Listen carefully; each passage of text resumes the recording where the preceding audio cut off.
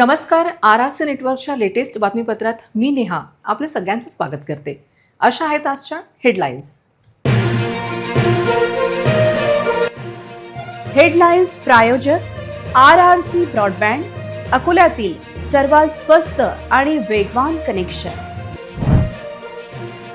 Akola railway स्टेशनवर auto चालकांची दादागिरी, गेट समोर ठिय्या मांडल्याने प्रवाशांची कोंडी, रस्ते झाले जाम.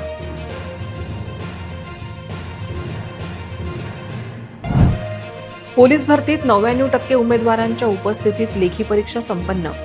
हायटेक बंदोबस्तात पारदर्शकतेवर एसपींचा शिक्का, प्रश्नांचे उत्तर केले जाहीर. एकीकडे पाण्यासाठी वणवण, दुसरीकडे रेल्वे प्लॅटफॉर्मवर नासाडी. अकोला दक्षिण मध्य रेल्वे प्रशासनाचे दुर्लक्ष, प्रवासी मात्र त्रस्त.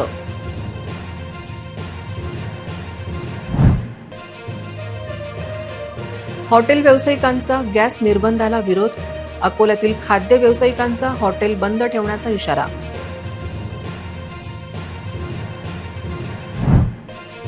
गुढीपाडव्यापासून चैत्र नवरात्रीचा उत्साह, मंदिरामध्ये रंगरंगोटी आणि तयारीला वेग. हवामान खात्याचा भलताच इशारा. आता सविस्तर बातम्या. अकोला रेल्वे स्टेशन परिसरात ऑटो चालकांच्या मनमानीमुळे प्रवाशांना मोठ्या अडचणीचा सामना करावा लागत आहे. रेल्वे स्टेशनच्या गेट क्रमांक 1 आणि 2 समोर ऑटो चालक मधोमध वाहनं उभी करत असल्यामुळे ये-जा करणाऱ्यांचा रस्ता अक्षरशः बंद असल्याचं चित्र पाहायला मिळत आहे.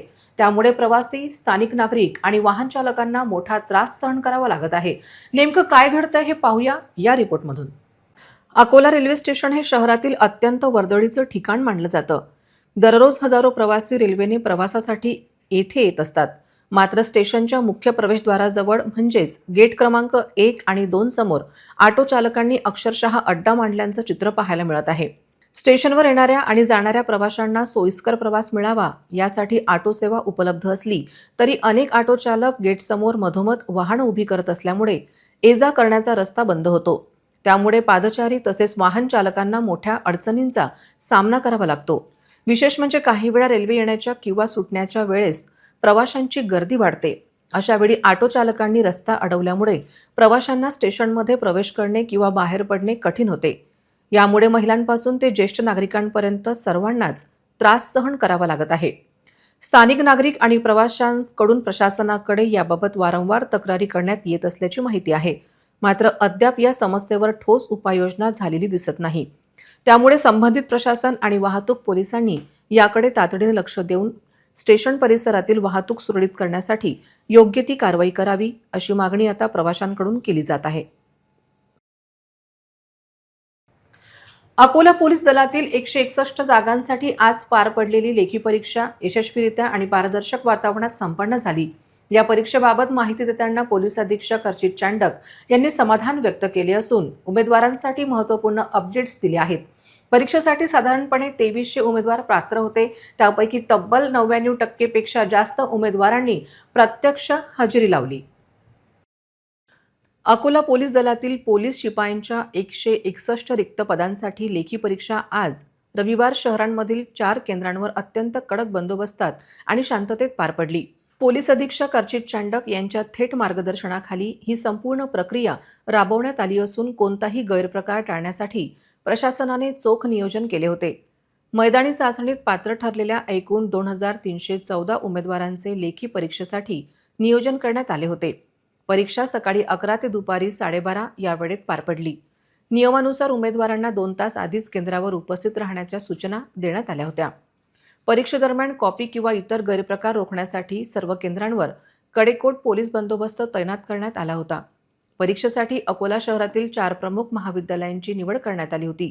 श्री शिवाजी कला, वाणिज्य व विज्ञान महाविद्यालय, लक्ष्मीबाई राधाकिसन तोसनीवाल महाविद्यालय, श्रीमती सीताबाई कला महाविद्यालय, श्रीमती राधादेवी गोयनका महिला महाविद्यालय येथे परीक्षा घेण्यात आली.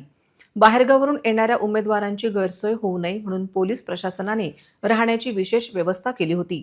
महिला उमेदवारांसाठी पोलीस लॉन येथे राहण्याची सोय केली गेली होती. तर पुरुष उमेदवारांसाठी निमवाडी मल्टीपर्पज हॉल येथे राहण्याची सोय केल्या गेली होती.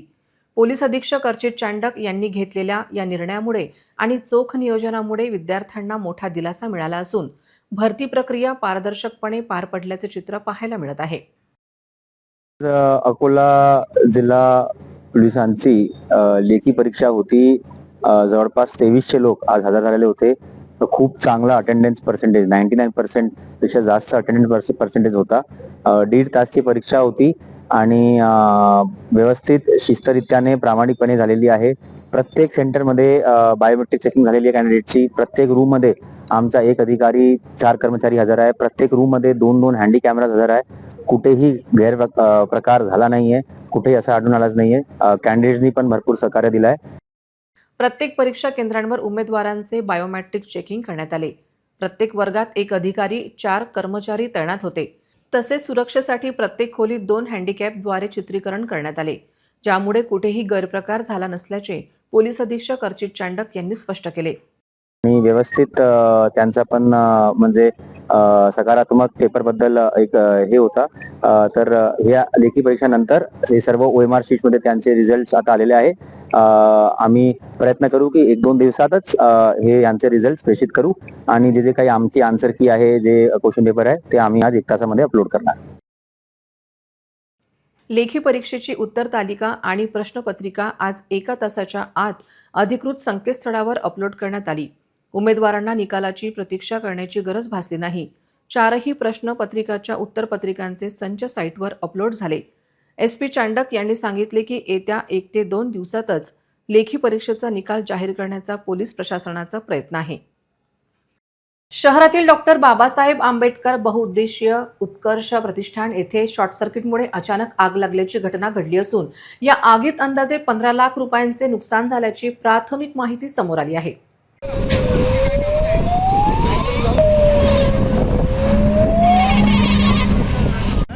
सिलेंडर नाही तिथे हे इकडे लाकूड फाट्यासाठी होतंय.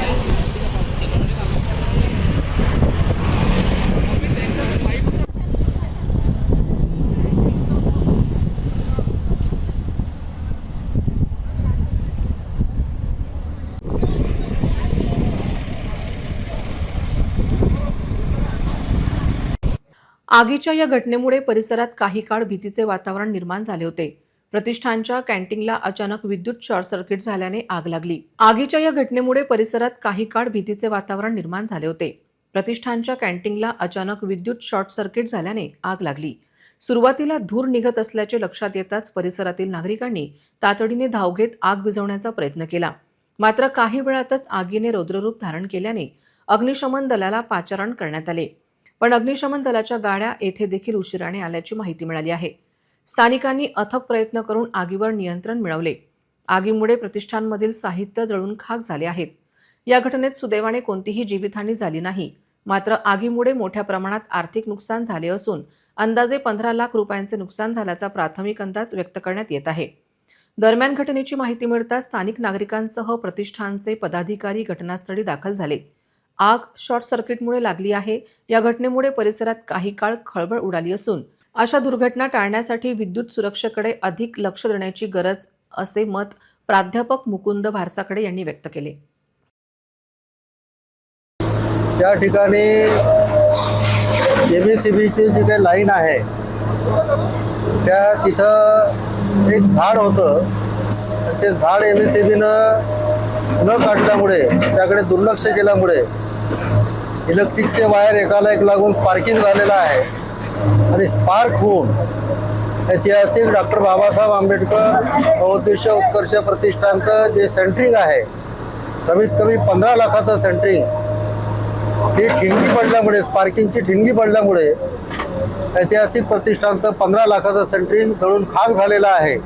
अकोला रेल्वे स्थानकाच्या दक्षिण मध्य रेल्वे प्लॅटफॉर्मवर पाण्याची नासाडी तसेच काही टॅप बंद असल्याने विचित्र स्थिती निर्माण झाली आहे. सध्या तीव्र उन्हाळा आहे. एकीकडे प्रवाशांना पाण्यासाठी धावपळ करावी लागते, तर काही लोक येथील पाणी आंघोळीसाठी वापरतात. याकडे स्टेशन प्रबंधक लक्ष देतील का, अशी मागणी केली जात आहे. पाणी व्यवस्थित वापरले तर ते सर्वांना ते उपलब्ध होऊ शकते. तसेच प्लॅटफॉर्मवरील जे टॅप बंद आहेत त्यांची दुरुस्ती करण्यात यावी. अकोला हिंगोली मार्गाने जाणाऱ्या प्रवाशांची संख्या मोठी आहे. तसेच लांबचा प्रवास असल्याने प्रवाशांची पाहण्यासाठी तारांबळ होऊ नये, कारण हा प्लॅटफॉर्म अगदी शेवटी आहे. पहिला प्लॅटफॉर्म पासून ते अंतरच बरेच आहे, त्यामुळे पाण्याची व्यवस्था होणे आवश्यक आहे, अन्यथा प्रवाशांची धावपळ होते. याविषयीचे काही व्हिडिओ सोशल मीडियावर व्हायरल झाले आहे. त्यामुळे रेल्वे उन्हाळा पाहता स्टेशन धुण्यात पाण्याचा अपव्यय न करता प्रवाशांच्या सोयीकडे लक्ष देण्याची गरज व्यक्त केली जात आहे. देशात गॅसचा साठा पुरेसा आहे असे दावे एकीकडे सरकारकडून केले जात असताना दुसरीकडे हॉटेल व्यवसायांवर गॅस पुरवठ्याचे निर्बंध लादले जात असल्याने अकोल्यातील हॉटेल आणि खाद्य व्यावसायिकांनी तीव्र संताप व्यक्त केला आहे. महाराष्ट्र शासनाच्या अन्न व नागरी पुरवठा विभागाने 13 मार्च रोजी काढलेल्या नवीन निर्णयाच्या निषेधार्थ अकोल्यात व्यावसायिकांची तातडीची आढावा बैठक पार पडली. राज्य शासनाने 13 मार्च 2024 रोजी एक शासन निर्णय काढण्यात केला होता. त्यानुसार जिल्ह्यातील व्यावसायिक LPG गॅस पुरवठ्याचे प्राधान्यक्रम निश्चित करण्यात आले आहेत. यात प्राधान्यतः रुग्णालय, शैक्षणिक संस्था आणि सार्वजनिक सेवा यांना देण्यात आले आहे, तर दुय्यम स्थान हॉटेल, रेस्टॉरंट आणि कॅटरिंग व्यवसाय यांना देण्यात आले. या नवीन प्राधान्य क्रमांकामुळे हॉटेल व्यावसायिकांना गॅस टंचाईचा सामना करावा लागल्याची भीती निर्माण झाली आहे. या बैठकीत संघटनेचे अध्यक्ष योगेश अग्रवाल यांच्यासह इतर पदाधिकाऱ्यांनी सरकारवर कडाडून टीका केली. जर गॅस पुरवठा सुरळीत झाला नाही तर आगामी 2 दिवसात अकोल्यातील 50% पेक्षा जास्त हॉटेल्स बंद होतील, अशी चिंता यावेळी व्यक्त करण्यात आली. यामुळे हजारो कामगारांच्या रोजगारांचा प्रश्न ऐरणीवर येण्याची शक्यता आहे. शासनाने या जाचक निर्णयाचा तत्काळ फेरविचार करावा. हॉटेल आणि खाद्य व्यवसायाला अत्यावश्यक सेवा मानून गॅस पुरवठा खंडित करू नये. उद्या सोमवार अकोल्याचे जिल्हाधिकारी यांना हॉटेल, रेस्टॉरंट, स्वीट मार्ट आणि कॅटरर्स संघटनेच्या वतीने सविस्तर निवेदन देऊन आपल्या मागण्या मांडण्यात येणार आहेत. शासनाने काल एक परिपत्रक काढून प्राधान्य क्षेत्रांची यादी जाहीर केली आहे. त्या यादीत कुठेही हॉटेल, रेस्टॉरंट, स्वीट मार्ट किंवा कॅटरर्स यांचा उल्लेख नसल्यामुळे यापुढे व्यावसायिक सिलेंडर या क्षेत्रांना मिळणार नाही हे क्लिअर करण्यात आले आहे. त्यामुळे खाद्य व्यवसाय हा अत्यंत संकटात सापडलेला आहे. त्यामुळे आज अकोल्यातील सर्व हॉटेल व्यावसायिक यांची एक बैठक पार पडली. त्यात शासनाच्या निर्णयाविरुद्ध नाराजी व्यक्त करण्यात आलेली आहे. माझी आपल्या माध्यमातून शासनाला विनंती आहे की हॉटेल व्यवसायावर फक्त हॉटेल व्यावसायिकाचेच पोट नसून त्या हॉटेलमध्ये काम करणारे अनेक कर्मचारी आहेत, कारागीर आहेत, तसेच भाजीपाला विक्रेते, किराणा व्यावसायी, भाजीपाला विक्रेत्यांचा सरळ संबंध शेतकऱ्यांशी येतो. याचा सरळ शेतकऱ्यांवर सुद्धा परिणाम होईल. म्हणून शासनाने त्वरित व्यावसायिक सिलेंडर हे उपलब्ध करून द्यावे व खाद्य व्यवसाय सुरळीत करावा ही आपल्या माध्यमातून या ठिकाणी मागणी करत आहे. या बैठकीला योगेश अग्रवाल, ओमप्रकाश गोयनका, कृष्णकुमार राठी, भावेश खिलोसिया, श्रीराम पांडे, जसपाल सिंग नागरा, प्रशांत देशमुख, बार असोसिएशनचे श्रीकांत देशमुख, विवेक मंत्री डॉक्टर मनोज अग्रवाल, बोनीभाई शहा, पिंटू सेठ गोसावी, संजय सिसोदिया, गुड्डू ठाकूर, दीपक वोरा, भूषण मेहता, ईश्वर जैन, आनंद अग्रवाल, सागर अमानकर, हर्षल भांबेरे, रविभाऊ घाटे, गजानन खंडेलवाल, धनुभाई खिलोसिया, अश्विनभाई खिलोसिया, यश मेहता यांच्यासह मोठ्या संख्येने व्यावसायिक उपस्थित होते. उद्या जिल्हाधिकाऱ्यांना दिलेल्या निवेदनानंतर काय प्रतिसाद मिळतो यावर पुढील आंदोलनाची दिशा ठरणार आहे. जिल्ह्यातील सर्व दिवाणी व फौजदारी न्यायालय तसेच कामगार न्यायालय, सहकार न्यायालय, कौटुंबिक न्यायालय, औद्योगिक न्यायालय व जिल्हा ग्राहक तक्रार उद्योग येथे शनिवारी राष्ट्रीय लोक अदालतचे आयोजन करण्यात आले. त्याला व्यापक यश आले. जिल्ह्यातील सर्व न्यायालयात प्रलंबित प्रकरणांपैकी 12,791 प्रकरणे राष्ट्रीय लोक अदालतमध्ये तडजोडींकरता ठेवण्यात आली होती. त्यापैकी 2,215 प्रलंबित प्रकरण व 6,122 दाखलपूर्व प्रकरणात समेट घडून आला.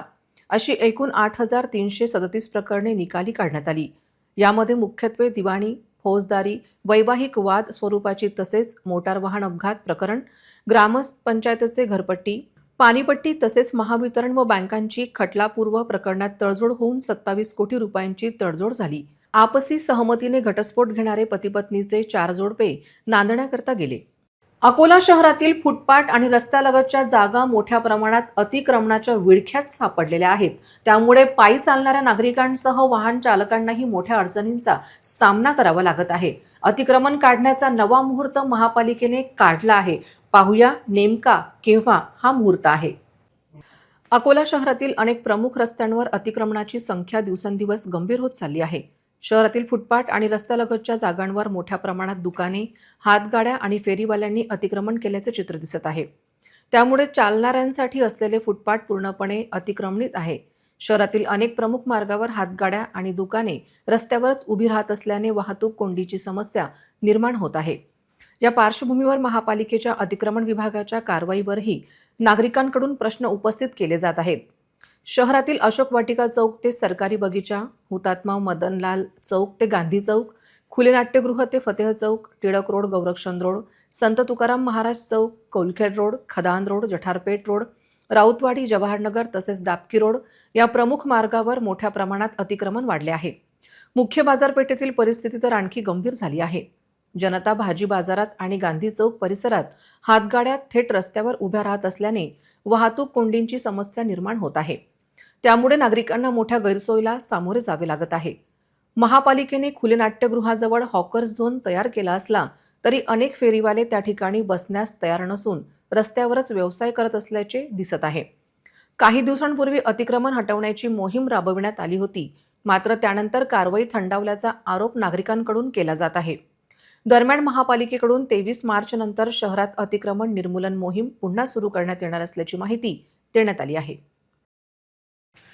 माजी आमदार स्वर्गीय गोवर्धन शर्मा यांनी महानगरातील सांस्कृतिक व धार्मिक वैभव गतिमान करण्यासाठी रामनवमी शोभायात्रा समितीची मुहूर्तमेढ महानगरात रोवली. ऐतिहासिक अशी रामनवमी शोभायात्रा शहरातून निघू लागली. त्यामुळे विदर्भात अकोला महानगरातील रामनवमी शोभायात्रा ही अव्वल दर्जाची ठरली असे मनोगत स्थायी अध्यक्ष कृष्णा गोवर्धन शर्मा यांनी व्यक्त केले. कार्यक्रमाच्या वेळी शोभायात्रा समितीचे अध्यक्ष अरुण शर्मा यांचा मान्यवरांच्या हस्ते सत्कार करण्यात आला. पुरस्कार वितरण सोहळ्यात विश्व हिंदू परिषद महानगर अध्यक्ष राजीव मंजुळकर, कोषाध्यक्ष राहुल राठी, राणी सती धामचे अध्यक्ष जगदीश प्रकार बाचुका, माजी नगरसेवक सिद्धार्थ शर्मा, धीरज खंडेलवाल, किशोर मांगटे पाटील, विलास अनासने, मनीष बाचुका, महिला शाखेच्या सौ अर्चना शर्मा, सौ पुष्पाताई वानखडे, चंदाताई शर्मा, सिमरन अम्मा आदी उपस्थित होते. मर्यादा पुरुषोत्तम भगवान श्रीराम तथा माजी आमदार स्वर्गीय गोवर्धन शर्मा यांच्या प्रतिमा पूजनाने कार्यक्रमाचा प्रारंभ करण्यात आला.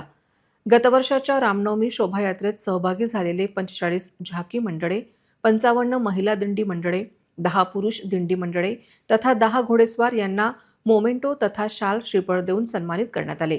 प्रास्ताविकात विश्व हिंदू परिषद बजरंग दलाचे सूरज भगेवार यांनी रामनवमी शोभायात्रा समितीच्या रामनवमी उत्सवाची माहिती दिली, तर स्वागतपर मनोगत समितीचे अध्यक्ष अरुण शर्मा यांनी व्यक्त केले. पाहुण्यांचा परिचय संदीप वाणी यांनी दिला.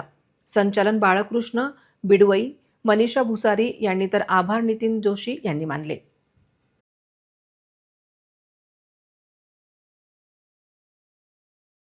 अपने को रामनवमी जो अपनी 26 दिन को निकालने वाली है राजेश्वर मंदिर से, इस हर साल की तरह आप लोगों का जो जोश रहता है शोभा यात्रा में, जो एक झांकी बना के लाते हैं आप लोग, मन से लाते हैं, कोई हनुमान जी बनता है, कोई शंकर जी बनता है, ऐसा ही जोश बरकरार रख के ये साल भी अपने को रिकॉर्ड तोड़ शोभा यात्रा निकालनी है. नागपुर के बाद अपना अकोला ही ऐसा है कि जहाँ शोभा यात्रा इतनी भव्य निकलती है और ये भव्य यात्रा सिर्फ आप लोगों के सहयोग से ही होता है. तो मेरी आपसे इतनी विनती है कि सब लोग आप इस वर्ष भी ज़्यादा से ज़्यादा संख्या में अपने को शोभा यात्रा में सम्मिलित होने के लिए आजू बाजू में भी अपने सब लोगों को बोलना कि चलो शोभा यात्रा में. अर्थसंकल्पात राज्य सरकारने लाडकी बहीण योजनेसाठी कोट्यवधीच्या निधीची घोषणा केली आहे. अशावेळी फेब्रुवारी आणि मार्च या 2 महिन्यांचा लाभ एकाच वेळी देण्याचा निर्णय सरकारकडून घेण्यात आला आहे. लाडक्या बहिणींना आता फेब्रुवारी आणि मार्च हप्ता एकाच वेळी मिळणार आहे. त्यामुळे त्यांच्या खात्यात 3,000 रुपये जमा होणार आहेत. महत्त्वाचं म्हणजे हे पैसे कधी मिळणार त्याची तारीखही समोर आली आहे. पण याचबरोबर काही महिलांचे लाभही बंद होणार आहेत. नव्या आर्थिक वर्षात फेब्रुवारी आणि मार्च या 2 महिन्यांचे पैसे जमा होणार आहेत. 15 एप्रिलच्या आधी सरकारकडून लाडक्या बहिणींच्या खात्यात 3,000 रुपये जमा केले जातील अशी माहिती आहे. त्यामुळे महिलांमध्ये आनंदाचं वातावरण आहे. सध्या लाडक्या बहिणींना जानेवारी महिन्यात शेवटचा हप्ता मिळाला, त्यानंतर त्यांना पैसे मिळाले नाही. त्यामुळे महिलांमध्ये गुढीपाडवा हप्ता मिळतो की अक्षय तृतीयेला असा प्रश्न उपस्थित होत आहे. पण आता 2 महिन्यांचे पैसे एकाच वेळी मिळणार आहे, पण तेही अक्षय तृतीयेच्या आधी, अशी माहिती प्राप्त झाली आहे. राज्य सरकारकडून लाडक्या बहिणींना ई-केवायसी करण्यासाठी 31 डिसेंबर 2025 पर्यंतची मुदतवाढ देण्यात आली होती. या काळात अनेक महिलांनी ई-केवायसी केली, पण त्यामध्ये चुका झाल्या आहेत. त्यामुळे सरकारने चुका दुरुस्त करण्याची अखेरची संधी दिली. 31 मार्च 2026 पर्यंत ई-केवायसी मध्ये काही चूक झाली असेल तर दुरुस्त करता येते. आता 31 मार्च पर्यंत ज्या महिलांनी ई-केवायसी केलेली नाही अथवा अपात्र असलेल्या महिलांना लाभ बंद होणार आहे.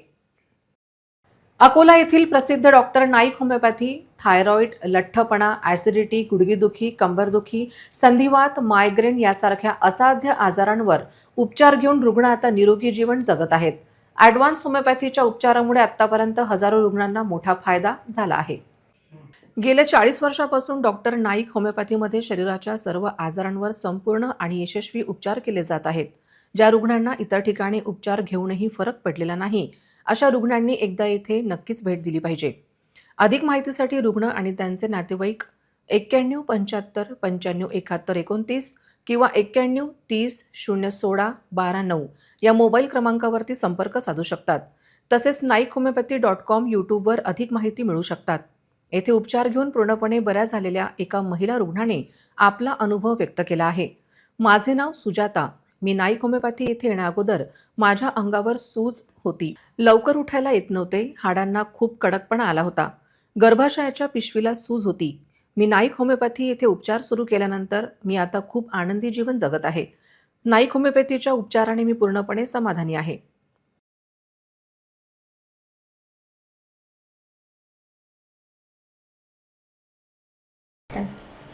नमस्कार, माझे नाव सुजाता कामठे. मी कात्रजेतून आले आहे. मी इथे येण्याआधी माझ्या शरीराला पूर्ण सूज होती आणि उठायला वगैरे येत नव्हतं लवकर. हाडांना खूप कडकपणा होता. गर्भाशयाच्या पिशवीला पण खूप सूज होती. इथे ट्रीटमेंट केल्यापासून मला एकदम खूप छान वाटते. मी एकदम आनंदी जीवन जगत आहे. धन्यवाद नाईक होमिओपॅथीचे. यवतमाळ जिल्ह्यात खुणांच्या घटना वाढत असतानाच आणखी एक धक्कादायक घटना समोर आली आहे.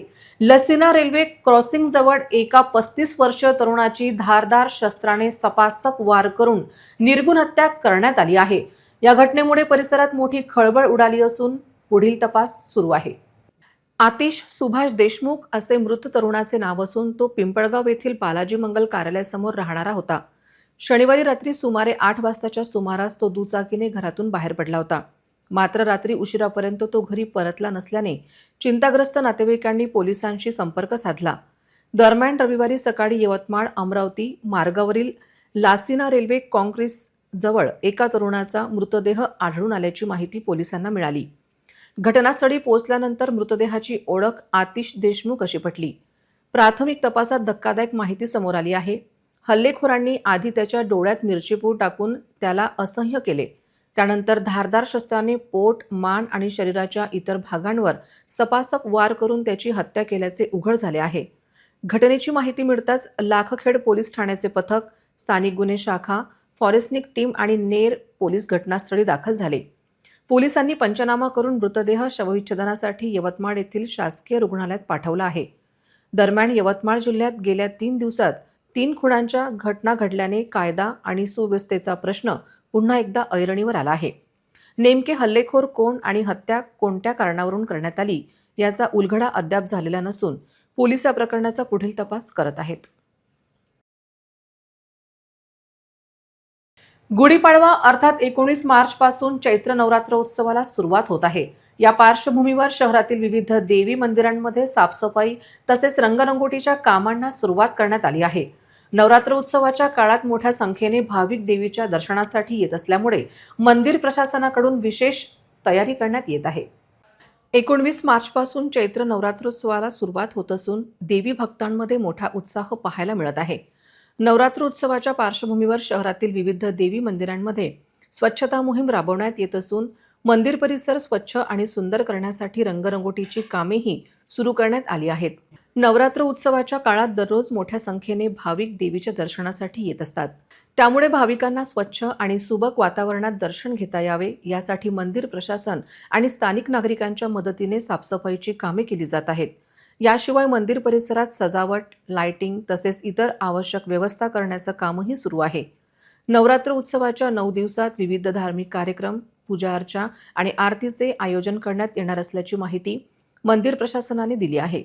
दरम्यान नवरात्र उत्सव शांततेत आणि उत्साहात पार पाडावा यासाठी प्रशासनाकडूनही आवश्यक ती तयारी करण्यात येत असून भाविकांमध्ये या उत्साहाबद्दल मोठी उत्सुकता पाहायला मिळत आहे. अकोल्याचे तापमान 42 वर पोहोचले आहे. आज देखील हवामान खात्याने अकोल्यात उष्णतेच्या लाटेचा इशारा दिला होता. दरम्यान सोमवारपासून ढगाळ वातावरण अकोल्यात राहील असा दिलासा मिळाला आहे. गेल्या काही दिवसांपासून अकोलेकर उष्णतेच्या लाटेने चांगलेच त्रस्त झाले आहेत. असे असताना आता सोमवारपासून उष्णतेची लाट तर नाही, पण ढगाळ वातावरणाचा अंदाज हवामान खात्याने व्यक्त केला आहे. आज रविवारी सुट्टीच्या दिवशी उष्णतेच्या लाटेमुळे शहरात शांतता होती. रस्त्यावर दुपारी कोणीच बाहेर नसल्याचे चित्र होते. उष्णतेच्या लाटेने नागरिक 6 नंतरच घराबाहेर निघत असल्याचे चित्र आहे. सोमवारपासून पुढील 3 दिवस पावसाच्या सरींचा अंदाज व्यक्त केला आहे. त्यामुळे यंदा नववर्षाचे स्वागत करताना पाऊस राहतो का काय असा प्रश्न उपस्थित होत असून तसे नियोजन प्रत्येकाला करावे लागणार आहे. पुन्हा एक नजर टाकूया आजच्या प्रमुख घडामोडींवर. हेडलाईन्स प्रायोजक RRC ब्रॉडबँड, अकोल्यातील सर्वात स्वस्त आणि वेगवान कनेक्शन. अकोला रेल्वे स्टेशनवर ऑटो चालकांची दादागिरी, गेट समोर ठिय्या मांडल्याने प्रवाशांची कोंडी, रस्ते झाले जाम.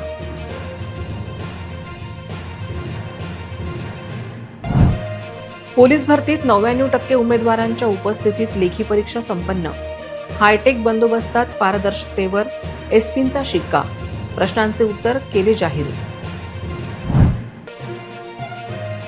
एकीकडे पाण्यासाठी वणवण, दुसरीकडे रेल्वे प्लॅटफॉर्मवर नासाडी. अकोला दक्षिण मध्य रेल्वे प्रशासनाचे दुर्लक्ष, प्रवासी मात्र त्रस्त.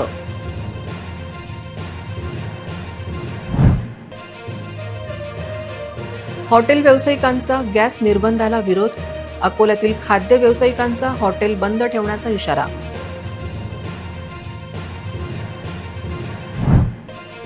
गुढीपाडव्यापासून चैत्र नवरात्रीचा उत्साह, मंदिरामध्ये रंगरंगोटी आणि तयारीला वेग.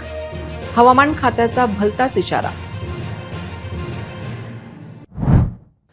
बातम्यांसाठी तुम्ही पाहत रहा RRC news. 2,46,000 दर्शकांनी RRC YouTube channel हे सबस्क्राईब केले आहे. तेव्हा तुम्ही कसली वाट पाहत आहात?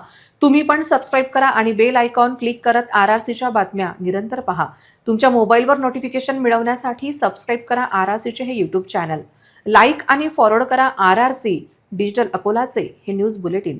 पुन्हा भेटूया लेटेस्ट बातम्यांसह नवीन बातमीपत्रात. तोवर नमस्कार.